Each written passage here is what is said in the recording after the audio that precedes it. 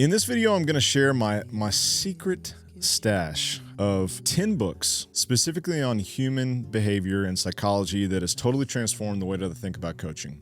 I run a business called Behavior and Performance Research, where we combine the worlds of fitness and psychology. These aren't your typical bestseller list. This isn't your 4 agreements, okay? This isn't your Brené Brown bestseller list. These are deep cuts. And I'll tell you what, the sinner in me doesn't really even want to share these because they're so good and they're responsible for a lot of success that we've had as coaches and as a business. Yet, the whole reason this channel exists is to freely give the information that I wish I had had when I had started coaching. So without further ado, let's get into it. And I hope that with a better understanding of how humans think and behave, that these books will do the same for you that they did for me. Number 1, The Almanac of Naval by Naval.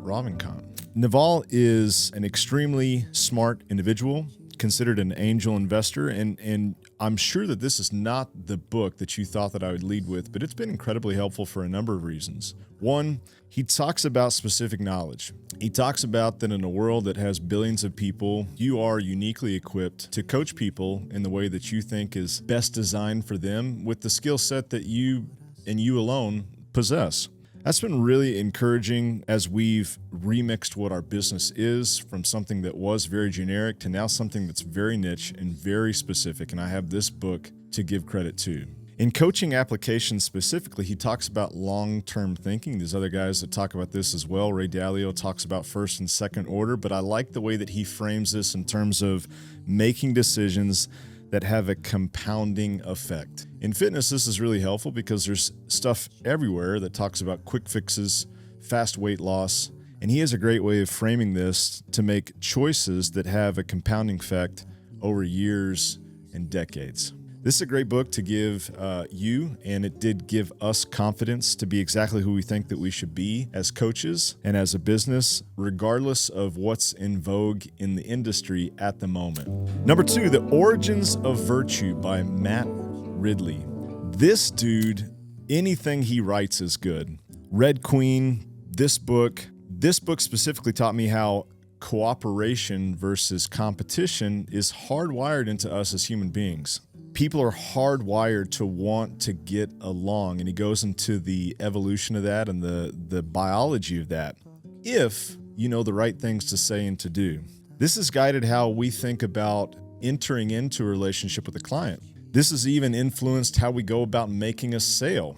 Instead of thinking of a sale as this sleazy flim-flam where we're trying to pull the wool over our client's eyes, it's now establishing a long-term partnership, which Ridley calls reciprocal altruism. I think this is an awesome book for anyone who wants to better understand the sociology and evolution of how humans work together. And in a gym setting, you'd say that's pretty critical. Number 3, Dopamine Nation by Anna Lemke. There's lots of books these days about dopamine, about addiction, but I think this is my favorite because it's a very astute way of communicating that no one's above the law. There's some addictions that are very loud, they're very blatant, but she goes on to explain that all of us are under the rule of this mechanism. And it goes something like this: if I can just get more of this, fill in the blank, then life will be easy street. And she deconstructs that in a way that's extremely applicable. And as coaches, we've been equipped with the knowledge and the assumption to say that, hey, everybody's got something that they're going to want in more abundance than is necessary. And how can we meet them exactly where they're at with empathy to walk through those challenges, but then at the same time have the wherewithal to refer out when it would be more appropriate for them to work with a counselor versus a coach. Number 4, Building the Elite by Weller and Pope. Now, these guys are strength coaches. I believe they're based out of Colorado. And even though this book on its surface level doesn't seem like a book of human behavior and psychology, you would be wrong. These guys have done an incredible job of synthesizing together great concepts of systems theory, research on resilience, and practical tools for improving it. This is a book designed for guys that want to enter into special forces, but I find that it's a valuable book for all coaches that are wanting to look at the whole client in the different areas that they could potentially coach. I really can't speak highly enough about this book, but specifically the concepts of health being a wicked problem. or one that's impossible to fully solve because the variables keep changing as we age, may be worth the price of the book alone. Number 5, A Therapeutic Journey by Alain de Botton. Botton is an author I've read a lot of. He runs a business called The School of Life, which is basically introducing these concepts of psychology and psychotherapy to the layman and those that didn't go to school for that. This book specifically is a great introduction to the philosophical insights into personal development as it relates to psychotherapy, which could be one of the greatest inventions of the 21st century. Now, coaches aren't counselors and they're not therapists, but there's a ton of tools and practical bits of advice that each person can apply. Not me telling you what to do, but you telling you what to do is totally within the scope of practice if we're trying to be the best versions of ourselves. Specifically, the tools of self-reflection and awareness I found to be really valuable. And then this concept of emotional literacy, realizing that each of us have these things from our childhood rattling around our head that manifest themselves in ways that don't really make a lot of sense as we're adults, is something that has made meaningful and intentional goal setting with our clients that much more practical. Number 6, Expressive Writing, Words That Heal by James W. Pennebaker. Pennebaker, or Pennebaker, not sure. I do know that he was at SMU for a long time, just down the road, and is now at UT. He has this concept of using narrative, using story as a way to rehash things that have happened to us that typically have some type of dramatic or even traumatic nature to them. The power of this is that we can't change the facts of things that have happened, but we can change our opinion of what we think about those stories.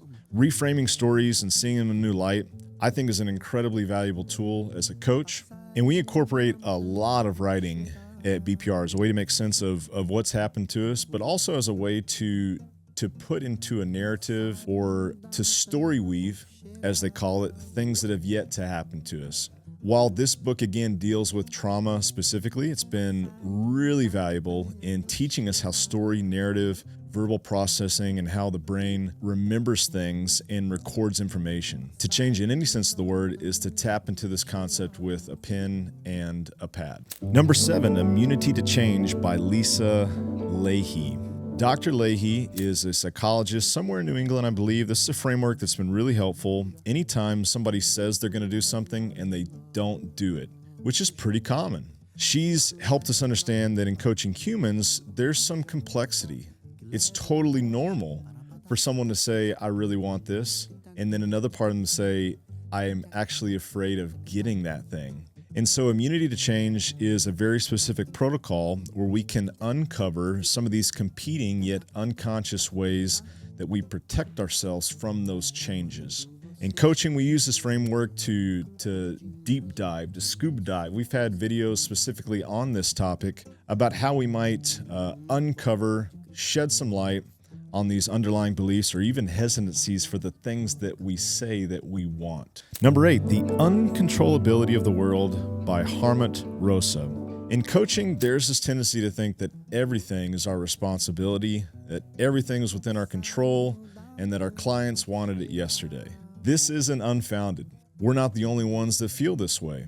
Harmit talks about social acceleration, that because of technology, advances in communication, and even the economy, that the pace of life has significantly increased, and our illusion that we can control things has exponentially increased. This is a philosophical book, but it's also a very practical book on application that we can't control everything. That's something that people have been talking about for a long time, but specifically helping ourselves make peace that more control doesn't actually lead to a better life. That helping ourselves and our clients make peace that we'll never be in control, that living in uncertainty is control.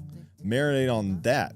Number 9, Modern Man in Search of a Soul by Carl Jung. This is a classic text. This is a seminal book, and it's an injustice to sum it up with just a few sentences. But some of the highlights for me is that modern times has removed us through logic, through science, through practicality, from understanding our inner lives and our deep spiritual truths.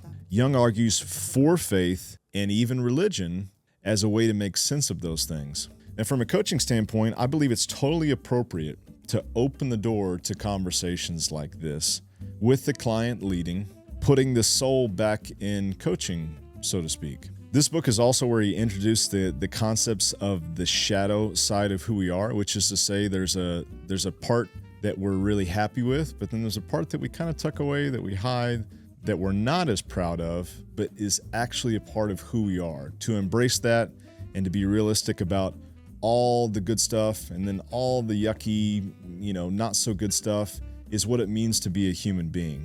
I think this is relevant to any coach who wants to help someone transform their life, is to have a realistic perspective of who each of us are.